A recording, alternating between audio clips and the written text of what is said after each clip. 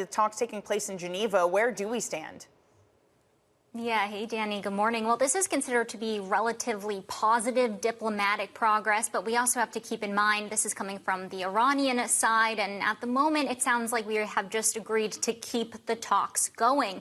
Now, even if this is positive, we have to just keep in mind that we still haven't seen another date set for a potential third round of talks between the U.S. and Iran, as the second round wrapped up today, led by Special Envoy Steve Witkoff. We also saw Iran's foreign minister yesterday meet with the UN atomic watchdog. The main question that is currently at hand is whether or not Iran is going to be able to maintain any domestic enrichment capacity when it comes to its nuclear program. That appears to be at the crux, at the center of where these negotiations stand at the moment. The thing is that we have repeatedly heard from U.S. officials, perhaps most notably the Secretary of State Marco Rubio, that the U.S. needs to see this agenda expand beyond nuclear. They also want to see put on the table discussions around Iran's ballistic missile program, as well as its support for proxy militia groups in the region. In fact, our own analysts at Bloomberg Economics say just focusing on the nuclear file is not going to be enough for the Trump administration, which is why they maintain in their assessment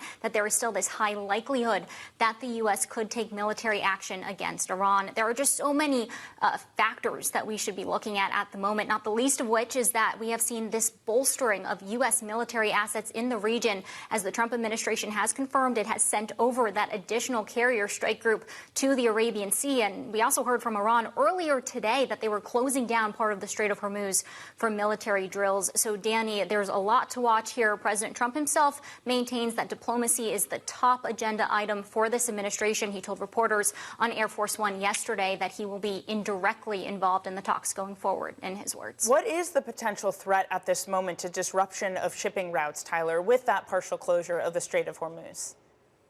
Well, at the moment, our analysts aren't overly concerned with this one, Danny, though it does mark what is the latest move of escalation in the region, even as we see diplomacy take center stage if you listen to both sides. Rather, this is something to watch closely to see if it escalates more from here.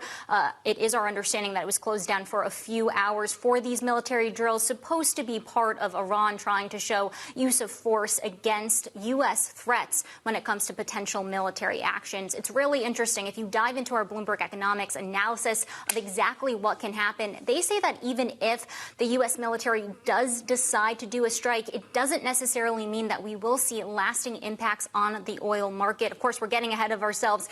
Nothing has been decided as of yet. But let's say that there is a strike. It is really important to watch what those aftermath consequences would look like, including how Iran would choose to retaliate. And if we look at what happened last summer in June after the U.S. and Israeli strikes in what was dubbed Operation Midnight Hammer, that could maybe serve as a guidepost where both sides decided to avoid energy infrastructure. So it's going to be signs like that that we're watching closely as this situation evolves.